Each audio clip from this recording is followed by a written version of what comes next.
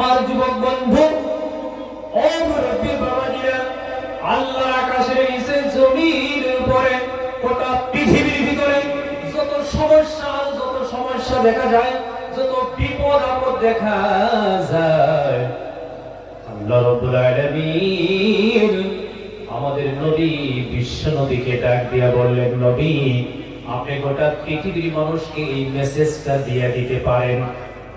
ও নবী মুহাম্মদ মুস্তাফা সাল্লাল্লাহু আলাইহি সাল্লাম, দুনিয়ার ফিতনা ফাসাদ জল এবং স্থলে যত বিপদ, যত মুসিবত, যত আপদ, ও নবী মুহাম্মদ মুস্তাফা সাল্লাল্লাহু আলাইহি ওয়াসাল্লাম तमाम পৃথিবী, तमाम দুনিয়ার সমস্ত অশান্তি, উশৃঙ্খল বিশৃঙ্খল এইগুলা মুসলমানের দুই হাতের কামাই। জোরে বলেন নাউজুবিল্লাহ।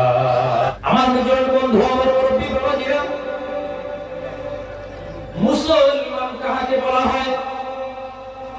লম্বা লম্বা জুব্বা, বড় বড় টুপি আর পাগড়ি পরলেই মুসলমান হওয়া যায় না। কথা বুঝে আসছে না? নাই। দামি দামি পোশাক পরিধান করলেই, জুব্বা পাগড়ি মারলেই মুসলমান হওয়া যায় না, মুমিন হওয়া যায় না। মুসলমান কাকে বলে? আল্লাহর আকাশের নিচে জমিনের উপরে গোটা পৃথিবীর ভিতরে মুসলমান ওই ব্যক্তি যার মুখ থেকে, হাত থেকে, যার জবান থেকে, ব্রেন দিয়ে কোনো মানুষের কোনো ক্ষতি হয় নাই, তারাই হলো মুসলমান। জোরে বলুন সুবহানাল্লাহ। আমার যুবক বন্ধু, আমার মুরব্বী বাবাজিরা, মুসলমান কাকে বলা হয়? আল্লাহর নবী সাল্লাল্লাহু আলাইহি সাল্লামের জামানায় মদিনার ঘটনা। মদিনার এক সুন্দরী রূপবতী একটি যুবতী মেয়ে নিজের বাড়ি থেকে বের হয়ে গেল, তার এক আত্মীয় বাড়ি যাবে, ইষ্টি বাড়িতে যাবে। সুন্দরী যুবতী মেয়েটি ঘর থেকে বের হয়ে যায়। যাইতে যাইতে কিছু দূর যাওয়ার পর, ও যুবক বন্ধু, ও মুরব্বী বাবাজিরা, কিছু দূর যাওয়ার পরে এই সুন্দরী যুবতী মেয়েটি মনে মনে ভাবলো, আমি যে আমার ইষ্টি বাড়িতে যাব, আমার হাতে যে সময়টা আছে আর রাস্তা যত দূরে আছে, বোধহয় আমি সন্ধ্যার আগে আগে আমার আত্মীয় বাড়ি পৌঁছতে পারবো না। আমার যুবক বন্ধু, ও মুরব্বী বাবাজিরা, এই সুন্দরী যুবতী মদিনায় থেকে তার নিজের বাড়ি থেকে বের হয়ে গেল, আত্মীয় বাড়িতে যাবে, ইষ্টি বাড়িতে যাবে।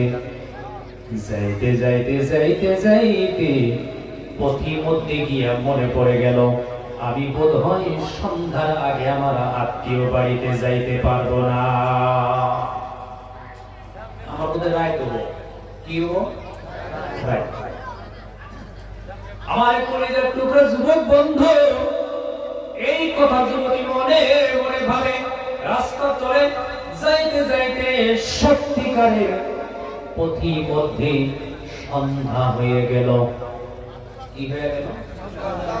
সন্ধ্যা হয়ে গেল।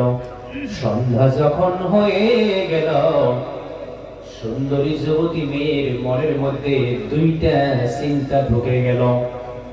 এক নম্বর চিন্তা হলো, ও মুসলমান, ওই সুন্দরী যুবতী মেয়ের সঙ্গে অনেক সোনা দানা, গয়না গাট্টা, অলংকার আছে। মদিনার মানুষ তো সোনা দানা বেশি, অনেক গয়না গাট্টা, অলংকার আছে। মনে মনে ভাবতেছে, যদি সন্ধ্যা নেমে যায়, চোর ডাকাতে পাইলে আমার অলংকার গুলি নিয়ে যাবে। দিব না? নাই। আমার যুবক বন্ধু, আমার মুরব্বী বাবাজিরা, সুন্দরী যুবতী মনে মনে এক নম্বরে মনে মনে ভাবলো, যদি সন্ধ্যা হয়ে যায়, আমার অলংকার গুলি চোরে ডাকাতে নিয়ে যাবে। দুই নম্বরে, আমি মদিনার সুন্দরী যুবতী, আমি যদি রাস্তায় পথিমধ্যে রাত হয়ে যায়, আমার সতীত্ব কে না জানে ধ্বংস করে নিয়ে যায়। দুইটা চিন্তা মনে মনে করে আর রাস্তা ধরে যাইতে যাইতে যখন সন্ধ্যা একবারে নেমে গেল, ভয় পাইতেছে যুবতী, থর থর করে কাঁপতেছে, আল্লাহকে ডাকতেছে, আল্লাহ আমি কেমনে বাঁচবো? রব্বুল আলামিন, আল্লাহ আজকে আমার সতীত্ব ধ্বংস হয়ে যাবে, আজকে আমার গয়না গাট্টাগুলি চোর ডাকাতে নিয়ে যাবে রব্বুল আলামিন।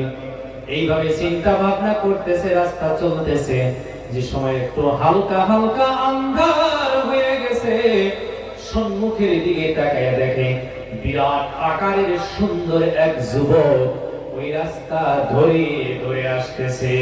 কথা বুঝে আসছে না? মেয়েটি যাইতেছে, ওই যুবক আসতেছে। সুন্দরী যুবতী যাইতেছে, যুবক আসতেছে। ও দুজন ভাই আমার মুরব্বী বাবাজিরা, দুইজন নুরি আসে, মেয়েটি যায়।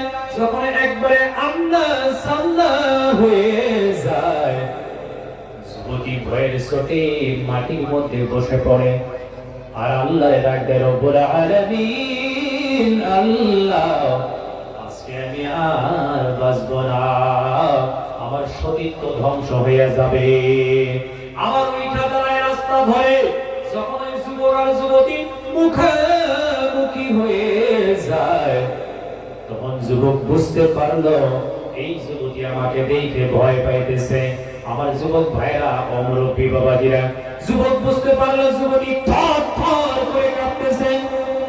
একবারে কাছে এসে আমরা সামনা মুখামুখি হয়ে যুবক যুবতীর চোখে চোখ রেখে এক নম্বরের ডাক দিল, ও মা, তোমার কোনো ভয় নাই। সুবহানাল্লাহ করবেন না? এক নম্বরে বলল, তোমার কোনো ভয় নাই। ও মা, তোমার কোনো ভয় নাই, তোমার কোনো চিন্তা নেই, তোমার সোনাদানা গহেনা গাট্টা অলংকার কেউ নিতে পারবে না। দুই নম্বরে তোমার সতীত্ব কেউ ধ্বংস করতে পারবে না। তুমি আগে আমার পরিচয়টা নাও। বলে, তোমার পরিচয় কি? যুবক বলতেছে, আমি হইলাম মুসলমান। জোরে বলেন সুবহানাল্লাহ। আমার যুবক বন্ধু, আমার মুরব্বী বাবাজিরা, এই ঘটনায় বোঝা যায় আল্লাহর আকাশের নিচে জমির উপরে গোটা পৃথিবীর ভিতরে ওরা হলো মুসলমান, যাদের হাত দিয়ে, মুখ দিয়ে, জবান দিয়ে, চরিত্র দিয়ে, আখলাক দিয়ে পৃথিবীর কোনো মানুষ তো দূরের কথা, পৃথিবীর কোনো জীবজন্তু কষ্ট পায় না, তারা মুসলমান। জোরে বলুন সুবহানাল্লাহ।